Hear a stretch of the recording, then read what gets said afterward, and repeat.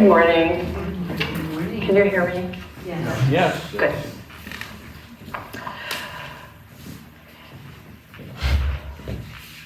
So my topic for today, treat and move your feet, is actually that saying is one of the very first things that I remember from when I first started studying religious science.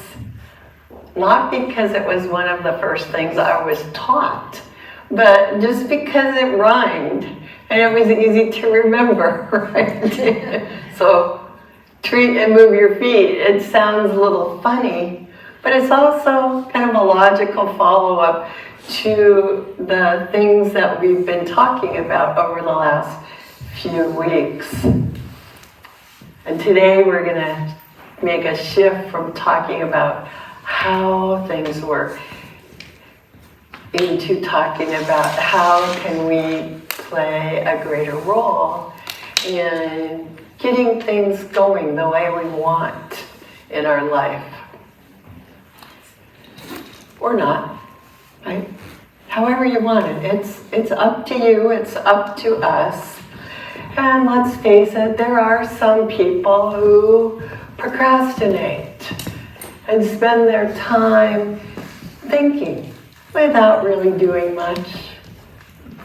And then there are other people who are kind of always on the go, and it seems almost like they're the opposite. They're always doing without stopping to think. And then there's the rest of us that vacillate back and forth, maybe leaning a little towards couch potato or leaning a little towards, hyperactive, whatever. But I don't know where you fall on the spectrum, but for me, I'm always very grateful for a thing called a deadline for an alarm clock. So I think that tells you which way I lean toward. It's a little bit, that saying, treat and move your feet, actually helps me get up and get going. But I don't think anyone is born to be a procrastinator. And now that my granddaughter has started crawling, I see she really is always on the go unless it's nap time. And watching her is mostly just a matter now of making sure she doesn't go the wrong way. We play a little game. It's actually in perfect alignment with treat and move your feet.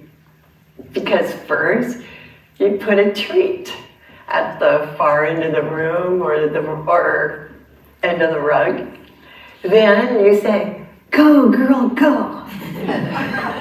And she'd get a big smile and go crawling really fast to get the treat, which in her case is usually either a cell phone or a remote for the TV.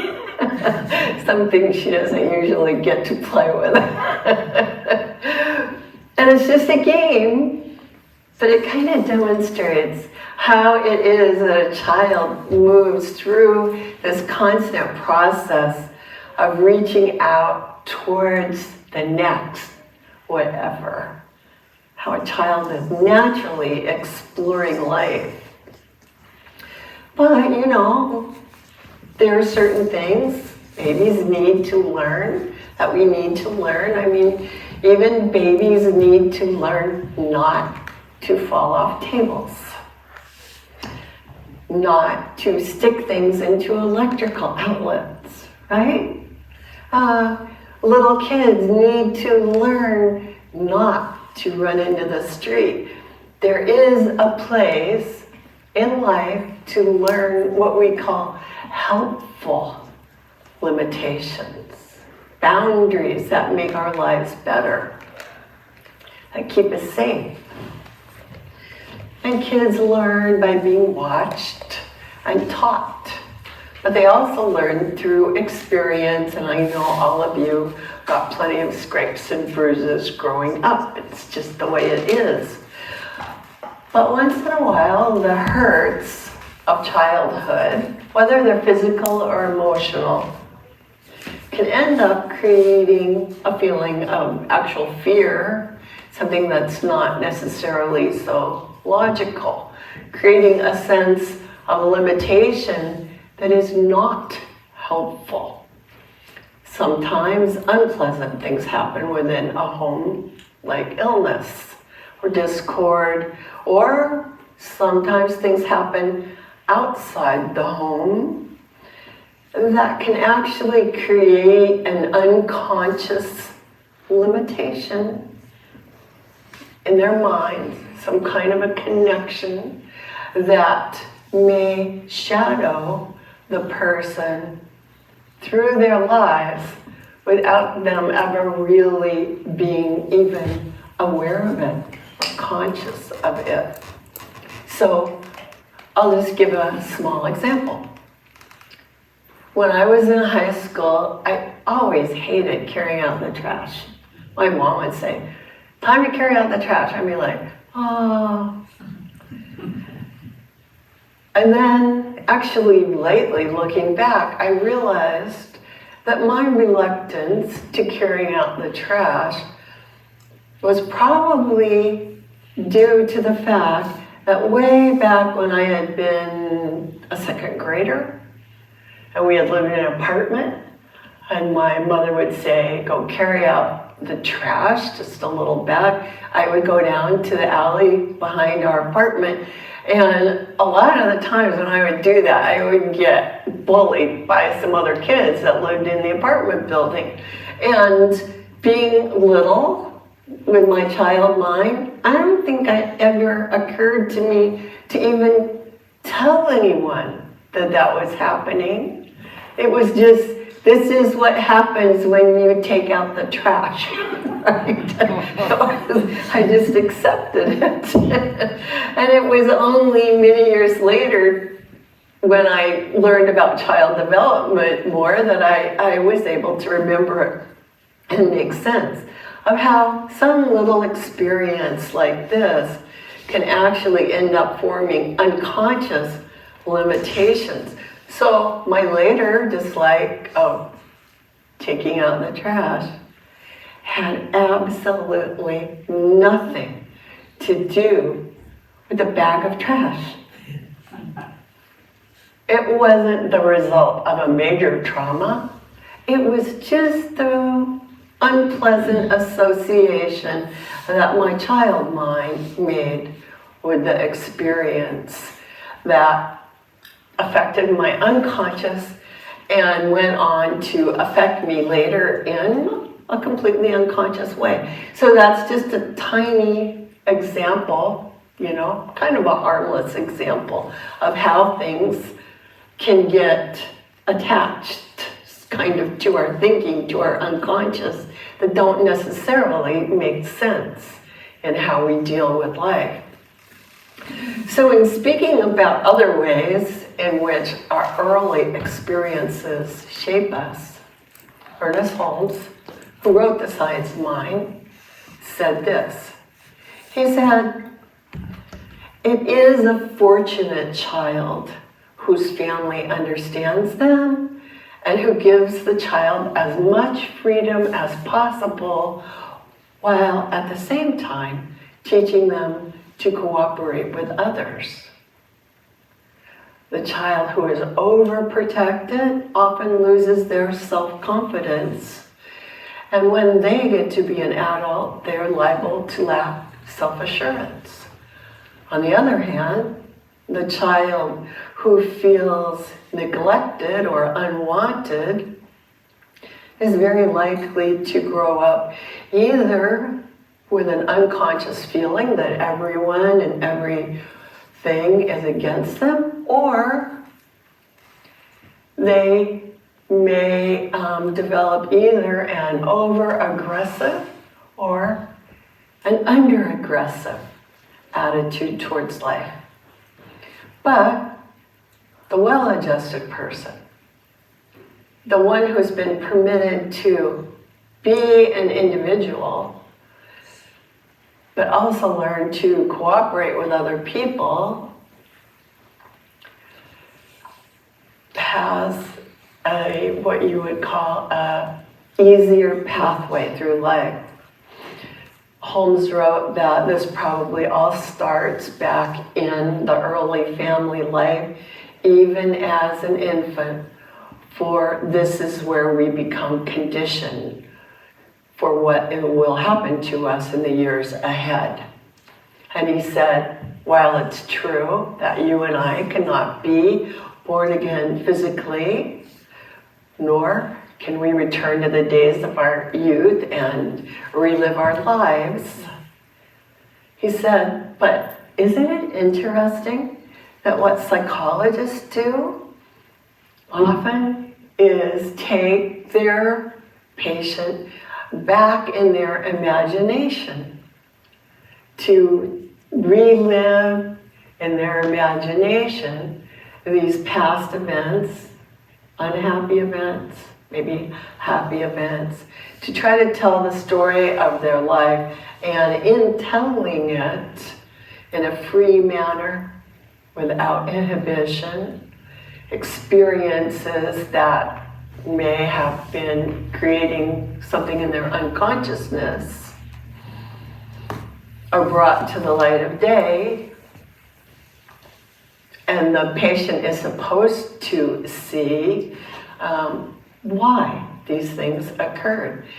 And in reliving all these experiences, if the treatment is successful, the patient reenacts them in their imagination and makes the readjustments that should have been made as a child when they were an infant or growing boy or girl. You've heard of this concept, right? Of, going back, looking at the past, just like I explained, going back, looking at how I got this idea about the trash. But Holmes says there is something even better that you and I can do.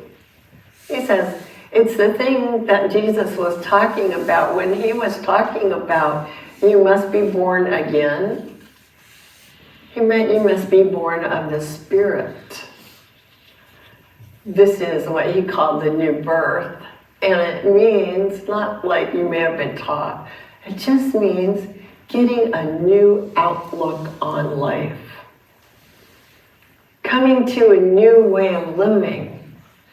A new sense of our relationship to those around us, to ourselves, and to God. For instance, Holmes wrote, if we are sensitive and easily hurt, we can trace our origin back to its source, which is God. Now, he didn't say we can trace the origin of the hurt. He said we can trace our origin back to God, back to our source. And we can realize that actually we move and have our being in pure spirit. And we can realize that there is, therefore, nothing in us that can either give hurt or can receive it. And if we feel this deeply enough, we shall automatically make the adjustments necessary to our mental, our emotional, and even our physical well-being. But he says in order to do this, we must first have that firm conviction that all people live in God. We must have that deep realization that we are all one in this universal spirit, which is God. What Holmes said is that while there is a place where you and I begin and leave off physically, there isn't any place where we begin and leave off spiritually. So he said, just learn to forget the past. Forgive yourself. And forgive everyone else for everything that may have ever happened. Come to feel like everyone is doing about the best they can, come to realize that while you were born into this world through your parents, you really are a spirit. You really are born of life itself. And the thing that entered into you when you were born was God, Spirit. So, this is what Holmes challenged us to do. He said, why not get back to the true center of your being and think and act as if you were one with everything and everyone, because you are one with God. So I really like that passage. It actually comes from one of Ernest Holmes' radio shows. So while I was working on this talk, I thought, I know, and I went to our website, and if you go there, you'll find a link to his radio shows that you can listen to. Some are on YouTube and some are audio links. But I really like them. They're a little more straightforward than sometimes trying to read the Science of Mind textbook, which is long. But the radio shows I like them. So I just want to go back and say, I've talked about the personal example of a child unconsciously absorbing an idea about taking out the trash.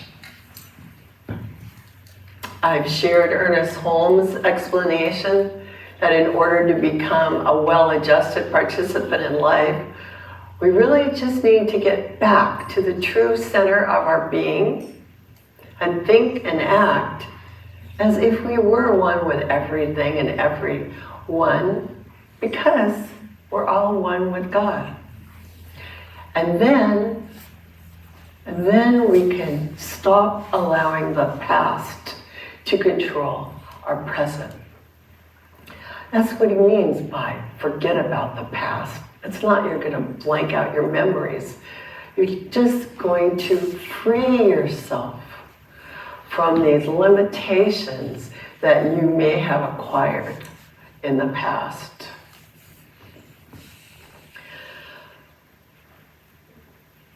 And just come to feel through this practice that everyone is doing about the best they can. And you may not find it that hard to think that everyone else is doing about the best they can.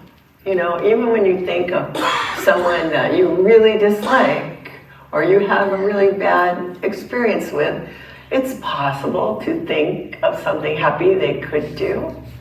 You might think, oh, maybe that person is going to enjoy golfing. I'll think about what a good golfer they are. Maybe that person is going to enjoy cooking. I'll think about what a good cook they are. And not, you know, it's easy to think that other people are doing about the best they can. But what about yourself? Can you think that about yourself? Because really, it's all about you in the end. Because we only get to control our own thinking, no matter how much we would like to get other people to think the way we think. It doesn't work that way. And so, it's time. Now is the time for each one of us to personally stop allowing the past to control our present. To personally forgive ourselves and everyone else for everything that may have ever happened to us, but also for everything that may have happened because of us. It's time for each one of us to come to feel that we ourselves have been doing about the best we can, and to get back to or get in touch with that true center of our being and begin to think and act as if we really are one with God, the good. And that's, why a gratitude practice can be so helpful. So today we do have the gratitude journals for everyone. And just spending a few minutes each day, just writing down a few things that you can be grateful for. You can start with something as simple as, I'm breathing. I'm grateful I'm alive. But as you work with this day after day, it becomes easier to move your mind into a positive place of appreciating the beauty of life, how each of us is on this beautiful pathway of life. Because when we are willing to feel and believe that we are one with Spirit, ideas and limitation just fall away, and we enter a state of mind that is free, unconstrained. And we then become free to choose, free to see, free to move ahead for ourselves, to not only just treat, but to also actually make progress. That's why we say treat and move our feet. So this is why the first step in spiritual mind treatment, and we do have some bookmarks that give the steps of treatment and some other materials out in the lobby. But the first step when we do a spiritual mind treatment or affirmative prayer is simply to recognize and remind yourself there is only Spirit. The second step is to identify yourself as being one with Spirit. And then that allows us to enter a state of mind where we realize or see that actually anything is possible that we are able to visualize in our minds. And this is the third step of treatment.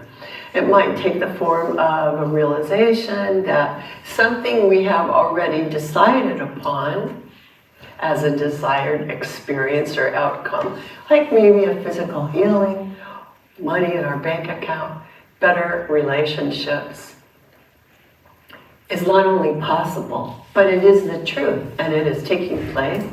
Or it may take the form of a realization that since our mind is one with Spirit, then that means we can see through any situation with clarity and with understanding. And that understanding will enable us to make a wise decision. I'm unclear about what it is I ought to know or understand or do. I will simply declare there is no obstacle to my good. That I am ready, willing, and able to accept more good in my life now.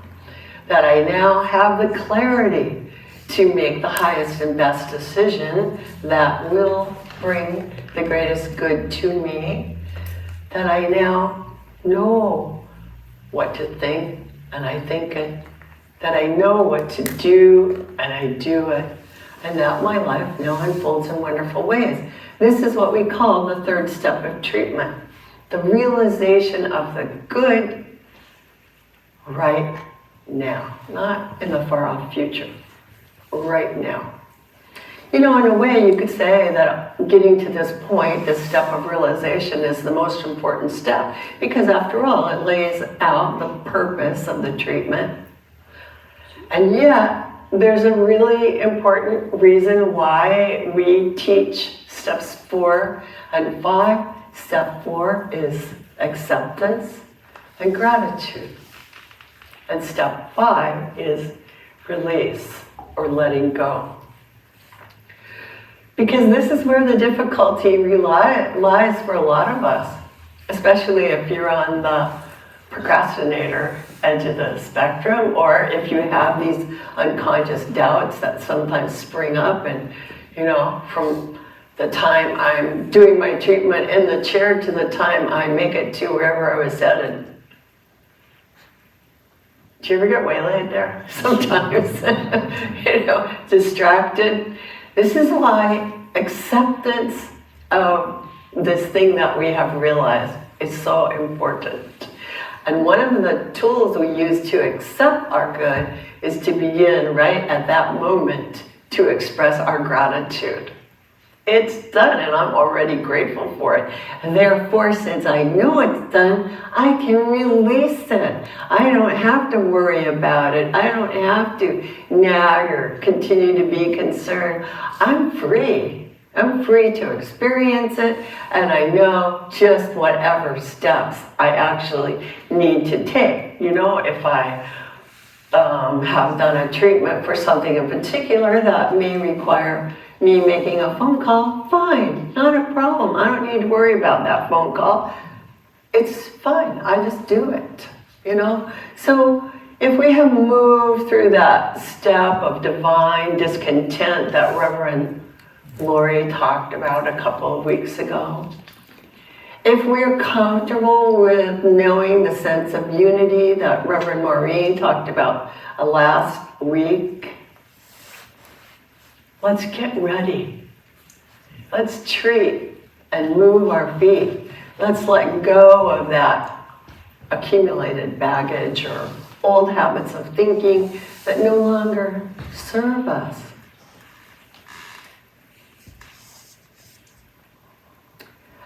It's often said, you know, people need to follow the straight and narrow path, not get sidetracked.